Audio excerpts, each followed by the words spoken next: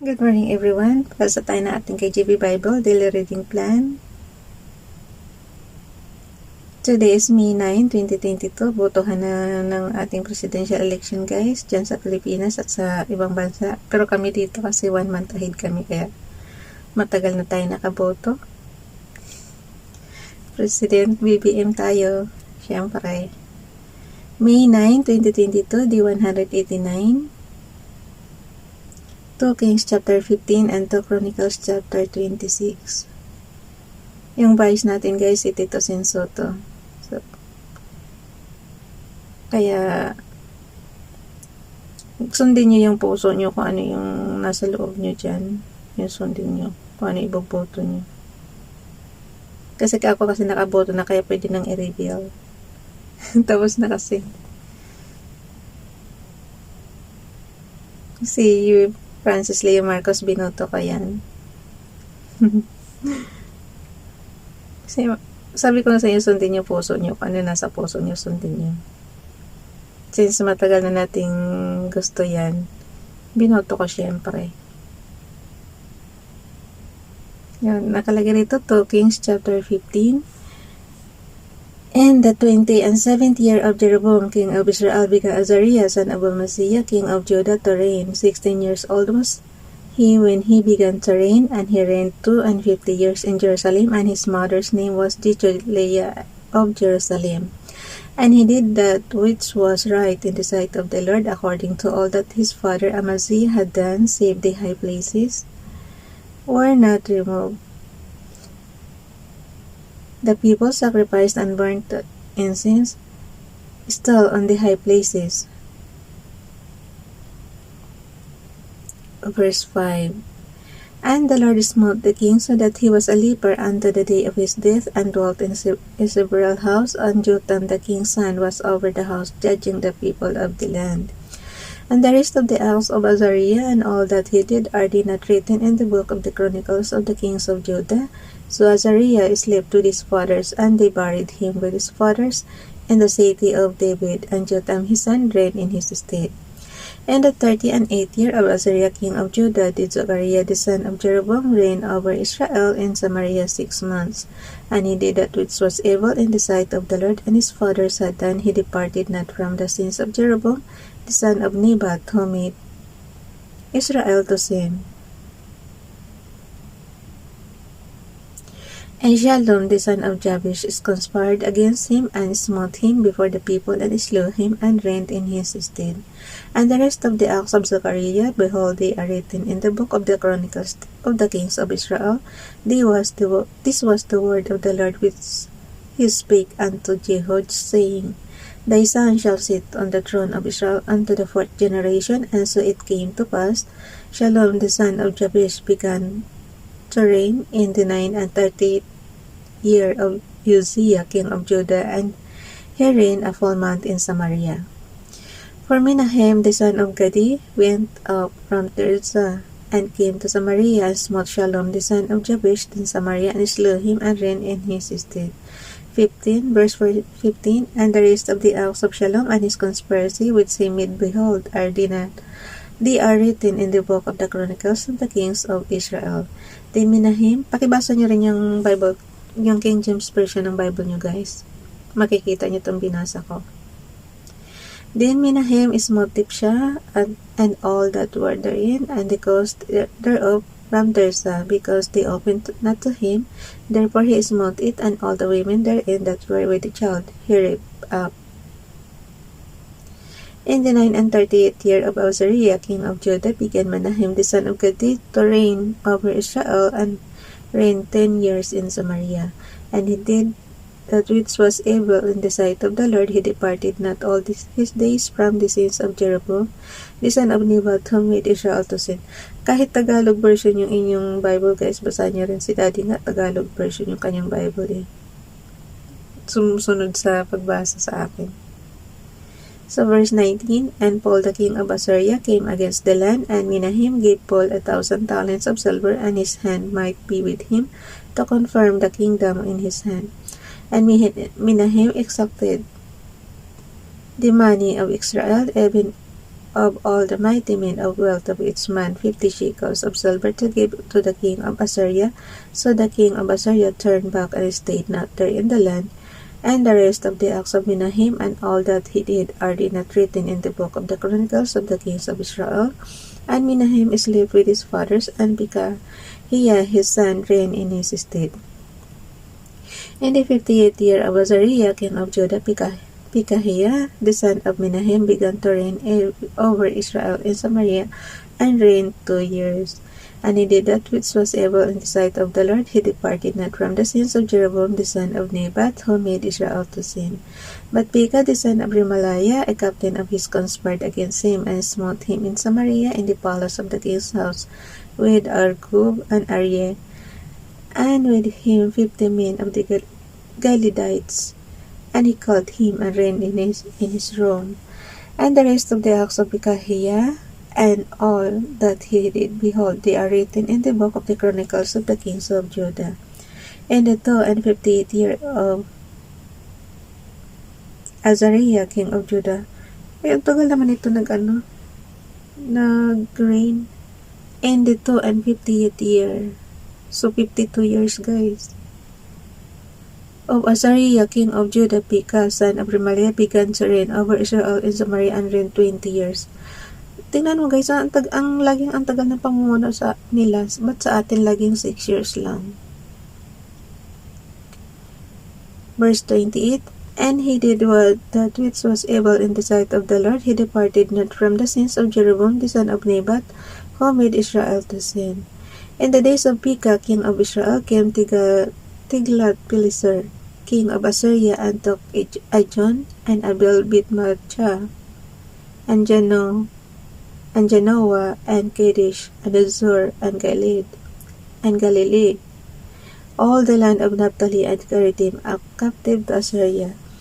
And Hoshea, the son of Elah, made a conspiracy against Pekah, the son of Remaliah, and smote him, and slew him, and reigned in his stead in the 28th year of Jotham, the son of Uzziah. And the rest of the acts of Pekah, and all that he did, behold, they are written in the book of the Chronicles of the kings of Israel. In the 2nd year of Pekah, the son of Remaliah, king of Israel, began Jotham, the son of Uzziah, king of Judah, to reign. 25 years old was he when he began to reign. So, 25 years old siya nung maghari siya dyan. And he reigned 16 years in Jerusalem, and his mother's name was Jerusha, the daughter of Zadok.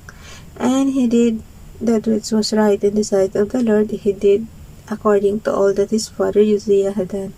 Howbeit the high places were not removed, the people sacrificed and burned incense still in the high places.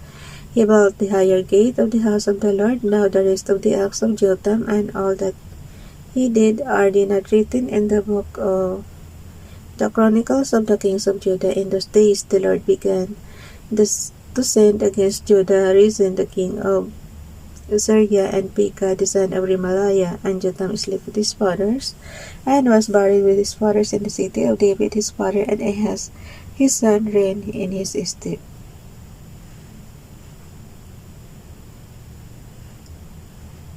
Wait lang guys,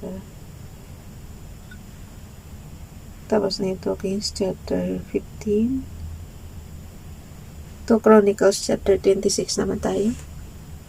Then, basa guys. To Chronicles chapter 26. Then all the people of Judah took Uzziah, who was 16 years old, and made him king in the realm of his father Amaziah. Tingnan mo guys, ang babata o 16 years old lang. Yung una natin binasa, mayroong 7, diba? So, pabata ng pabata yung mga namumuno. Okay, ulit. Then all the people of Judah took Uzziah, who was 16 years old, and made him king in the realm of his father Amaziah. He built Eloth and restored it to Judah. After that the king slept with his fathers. 16 years old was Uzziah when he began to reign, and he reigned 50 and 2 years. Paano di matagal? Bata-bata pa niya nag-umpisang maging hari. 16 years old lang. So, plus mo yung 52, 68. 68 years, hanggang 68 years old siya nung mamuno. Mula 16 years old hanggang 68 years old. Kasi hanggang 52 years siya. Okay, ulit yung verse 3. 16 years old was Uzziah when he began to reign, and he reigned 50 and 2 years in Jerusalem. His mother's name also was Jecoliah of Jerusalem, and he did that which was right in the sight of the Lord, according to all that his father Amaziah did. Pakibasa nyo rin yung King James Bible nyo, guys, para matuto tayo sa story nila. And he sought God in the days of Zechariah, who had understanding. Ako hindi ko matatandaan yung mga pangalan, pero syempre, pag nabasa mo ulit, marirecall mo yan. Okay, game. Verse 5. Ulitin ko yung verse 4. And he did that which was right in the sight of the Lord, according to all that his father Amaziah did. And he sought God in the days of Zechariah, who had understanding in the visions of God, and as long as he sought the Lord, God made him to prosper. And he went forth and warred against the Philistines, and brake down the wall of Gath, and the wall of Jabneh, and the wall of Ashdod, and built cities about Ashdod and among the Philistines. And God helped him against the Philistines, and against the Arabians that dwelt in Gurbaal, and the Mehunims. And the Ammonites gave gifts to Uzziah, and his name spread abroad even to the entering in of Egypt, for he strengthened himself exceedingly. Moreover, Uzziah built towers in Jerusalem at the corner gate, and at the valley gate, and at the turning of the wall. Wait lang, inula ko tubig. Dito tayo sa verse 9.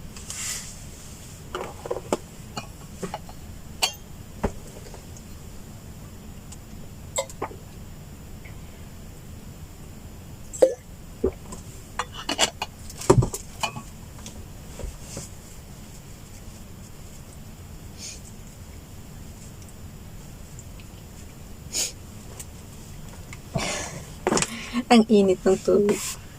Verse 9 tayo.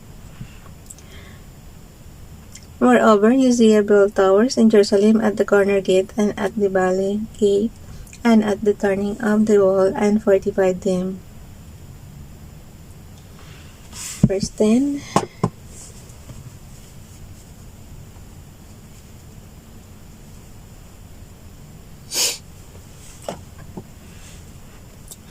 Verse 10. Also he built towers in the desert, and dig many wells, for he had much cattle, both in the low country and in the plains, husbandmen also and vine dressers in the mountains and in Carmel, for he loved husbandry. Verse 11. Moreover, Uzziah had an host of fighting men that went out to war by bands, according to the number of their account, by the hand of Jael, the scribe, and Maaziah, the ruler, under the hand of Hananiah, one of the king's captains. The whole number of the chief of the fathers of the mighty men of valor were 2,600, and under their hand was an army 300,000 and 7,500 that made war with mighty power to help the king against the enemy. Verse 14. And Uzziah prepared for them throughout all the host shields and spears and helmets and habergeons and bows and slings to cast stones. And he made in Jerusalem engines invented by cunning men to be on the towers, and upon the bulwarks to shoot arrows and great stones withal. And his name spread for abroad, for he was marvelously helped till he was strong. But when he was strong, his heart was lifted up to his destruction, for he transgressed against the Lord his God, and went into the temple of the Lord to burn incense upon the altar of incense.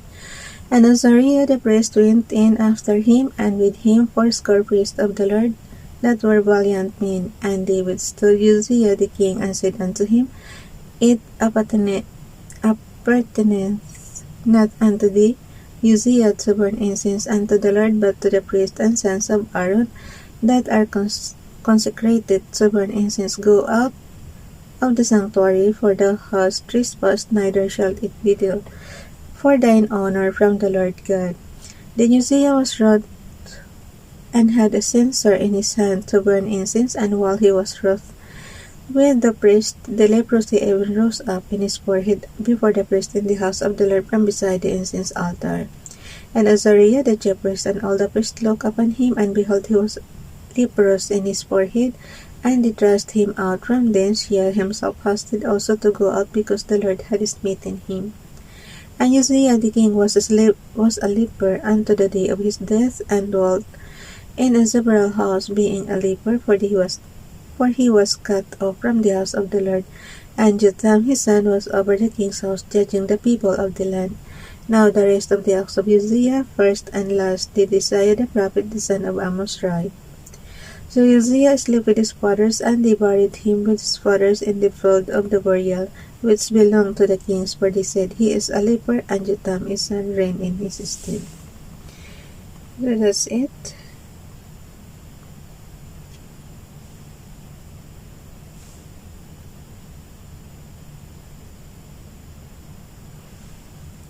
Bye everyone. God bless.